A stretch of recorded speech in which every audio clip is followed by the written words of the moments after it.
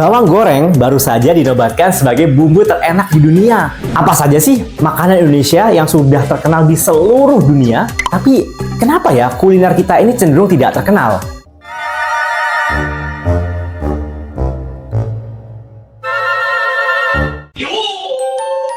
Makanan Indonesia pertama yang melegenda adalah rendang. Rendang pernah menjadi makanan paling lezat nomor 1 di dunia. Hidangan ini terbuat dari daging sapi yang dimasak dengan santan dan membutuhkan waktu yang cukup lama, yakni sekitar 24 jam. Jadi bisa dibayangkan ya, betapa meresapnya rempah khas Indonesia yang dimasak dengan api kecil ini. Rendang sendiri dinobatkan sebagai makanan terenak di dunia versi CNN. Tapi kalau ngomongin makanan yang paling terkenal dari Indonesia, kayaknya sih yang ada di top of mind orang-orang adalah nasi goreng.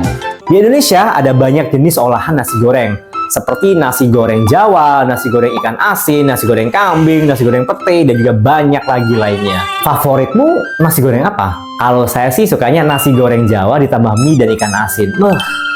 Juara. Nasi goreng sendiri sempat dinobatkan sebagai makanan terenak di dunia nomor 2 versi CNN, di bawah rendang. Ini keren loh, 2 makanan yang memang sudah dipromosikan oleh Kementerian Pariwisata ada di top 2 makanan paling enak sedunia. Coba tanya para visitor mancanegara yang datang di Indonesia, apa makanan yang paling familiar untuk mereka? Kemungkinan besar jawabannya ya nasi goreng. Tapi mungkin ada satu yang mungkin kamu nggak nyangka ya. Lumpia, makanan khas Semarang yang sudah resmi diakui sebagai warisan budaya Indonesia oleh UNESCO sejak 2014. Siapa yang doyan lumpia coba? Sejarah lumpia mulai dikenal adalah sejak makanan ini dijajakan ketika pesta olahraga Games of the New Emerging Forces pada masa pemerintahan Soekarno di tahun 63 dan terkenal sampai sekarang. Makanan selanjutnya memang belum diakui UNESCO, tapi beberapa tahun terakhir ini popularitasnya meroket. Makanan yang sebenarnya adalah my own favorite, tempe. Kamu tahu nggak sih kalau hidangan ini sudah tertulis di naskah Jawa kuno, yaitu Serat Centini yang dibuat pada abad 19. Dulu tempe mungkin dianggap sebagai makanan kaum menengah ke bawah ya, tapi sekarang tempe ini jadi primadona semua orang yang ingin hidup sehat. Iyalah, tempe ini kaya akan protein dan gizi.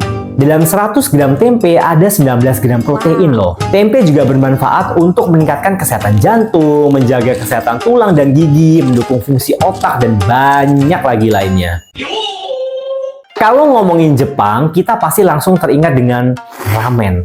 Tapi kenapa kalau ngomongin Indonesia nggak ada yang ingat rawon ya? Padahal rawon ini mengalahkan ramen yang jauh lebih terkenal dalam daftar 10 best rated soups in the world versi Taste Atlas di tahun 2023 ini.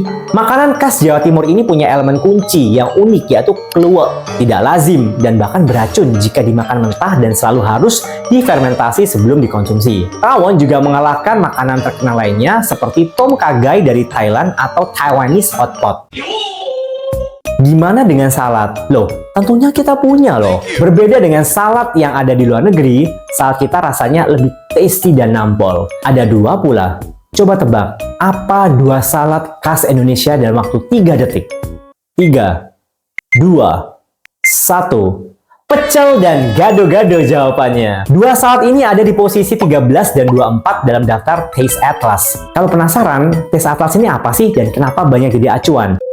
Taste Atlas adalah travel online guide yang memang mengkhususkan diri untuk mengkurasi makanan tradisional di seluruh dunia dengan total hampir 10.000 makanan tradisional, minuman, bumbu, dan juga 9.000 restoran. Jadi bisa dibilang cukup komprehensif. Makanan utama cek, salad cek, cemilan tentu saja ada. Batagor dan pempek wakilnya. Bahkan Batagor ini ada di nomor 1 dan pempek ada di nomor 7. Batagor mengalahkan cemilan terkenal seperti Keptadona dari Lituania, Kotie dari Cina, dan roti canai dari Malaysia. Nah, dengan banyaknya wakil Indonesia di daftar makanan terenak, plus kompleksitas bumbu dan masakan kita, kenapa ya kuliner Indonesia ini tidak bisa seterkenal makanan Thailand for example? Padahal kalau dari rasa dan juga variasi, Indonesia ini beneran loh super duper kaya. Belum lagi ada makanan khas dari tiap daerah dan juga pulau. The list of delicious food ini benernya jumlahnya tidak terbatas. Kalau menurut BFF pribadi, mungkin karena kurangnya marketing dan juga promosi ya. Sangat jarang loh restoran Indonesia ini ada di luar negeri. Beda dengan restoran Thailand yang lebih banyak dan ada di mana-mana. Kalau dari perspektif BFF sebagai masyarakat awam, gimana kalau pemerintah mensupport lokal bisnis diaspora Indonesia di luar negeri untuk membuka restoran Indonesia yang memang benar-benar enak?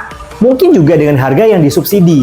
Jadi makin banyak masyarakat dunia yang bisa mencoba lezatnya masakan Indonesia ini. Gimana menurut kamu ide ini? Karena sayang loh, saya sendiri sudah pernah bepergian ke hampir 100 negara. Dan memang makanan Indonesia ini salah satu yang paling enak dengan bumbu yang paling kompleks. Jadi kenapa nggak sekalian dipromosiin sekalian ya? Tulis di kolom komen kalau kamu punya ide gimana supaya masakan Indonesia ini bisa lebih dikenal di seluruh dunia. Atau mungkin apa kuliner lokal yang menurut kamu paling enak. Dan setelah itu jangan lupa buat subscribe channel ini dan share this video as well. Thank you for watching. Stay curious.